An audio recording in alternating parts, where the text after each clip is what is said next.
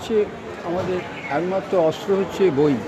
সেই বই নিয়ে আজকের অনুষ্ঠান, বই পড়ো অস্ত্র ছাড়ো ইত্যাদি এর ওপরে। তা আমি এখানে বিশিষ্ট সমাজসেবী প্রদীপ সরকার মহাশয় রয়েছেন, তার কাছ থেকে দু চার কথা শুনবো আজকের অনুষ্ঠানের পরিপ্রেক্ষিতে। প্রদীপ সরকার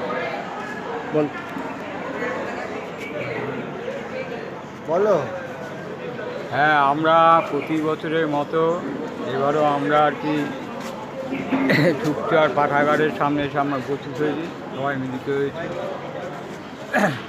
তা আমরা এখানে প্রতি বছরই আমাদের এই পয়লা বৈশাখ দিনটিতে বিকেল 4টে-5টা নাগাদ আমরা একটা মিছিল আকারে আমরা বেরোই।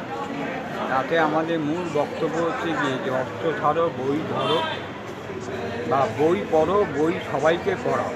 এইটাই হচ্ছে আমাদের কর্মসূচি। এই কর্মসূচিতে সাফল্য করার জন্য সবাইকে এগিয়ে আসতে হবে, কারণ বই হচ্ছে আমাদের আসল সম্পদ। বইয়ের মাধ্যমে আমাদের জ্ঞান হয়, বইয়ের মাধ্যমে পৃথিবীকে চেনা যায়, বিশ্বকে চেনা যায়। তা বই হচ্ছে কি আমাদের সংযুক্ত। এই বই যতদিন থাকবে, পৃথিবী ততদিন থাকবে। বইয়ের মাধ্যমে আমরা সব জ্ঞানের যে ভাণ্ডার পূর্ণ করি। এই বই না থাকলে পরে আমরা হয়তো অনেক কিছু আর কি জানতে পারতাম না। বই জানার ফলে কী হবে, আমরা টোটাল বিশ্বকে জানতে পারি। এর মাধ্যমে আমরা এই যে অনেকে আছে মাধ্যমিকও পরীক্ষা দেয় না, হয়তো 8 পাস বা এ করে আর কি তারা পড়াশুনো ছেড়ে দেয়। তিনি বড় হলে যখন তারা বোঝে যে আমাদের পড়াশুনোটা দরকার ছিল, তখন তারা খুব আফসোস করে। ঠিক আছে, অনেক আছে যে মাধ্যমিক অবধি করে ছেড়ে দিল, কেউ 12 ক্লাস পড়ে ছেড়ে দিল, কেউ গ্র্যাজুয়েশন কমপ্লিট করে ছেড়ে দিল। বইয়ের হচ্ছে কেউ অফুরন্ত জ্ঞান শক্তি, অফুরন্ত আমাদের জানার ইচ্ছে প্রকাশ করে। এই জানার জন্যই আজকে আমরা একে অপরের যে সহযোগিতা, একে অপরের যে ভ্রাতৃত্বপূর্ণ বা মানুষের যে বিভেদ, এই বিভেদটা আমরা ভুলে যাই।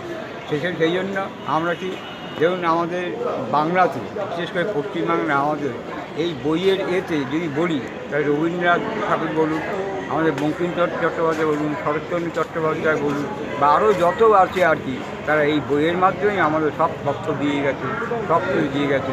তাই জন্য আমরা প্রচুর ধনের সম্পদ, কী সম্পদ না, এই বইয়ের ধনের সম্পদ হয়েছে আমরা। ঠিক আছে, সুতরাং বইয়ের এই জ্ঞান, বই থেকে যে আমরা জ্ঞান লাভ করি, এই সমুদ্র কেন 5টা 6টা 7টা সমুদ্রও বোধহয় এর কাছে নগণ্য হবে। কারণ এই বইয়ের ভাণ্ডার যত বেশি আমরা জানবো। আপনাকে অশেষ ধন্যবাদ প্রদীপ কুমার সরকার, একজন বিশেষ সমাজসেবী, এতক্ষণ বললেন আজকের অনুষ্ঠানের পরিপ্রেক্ষিতে।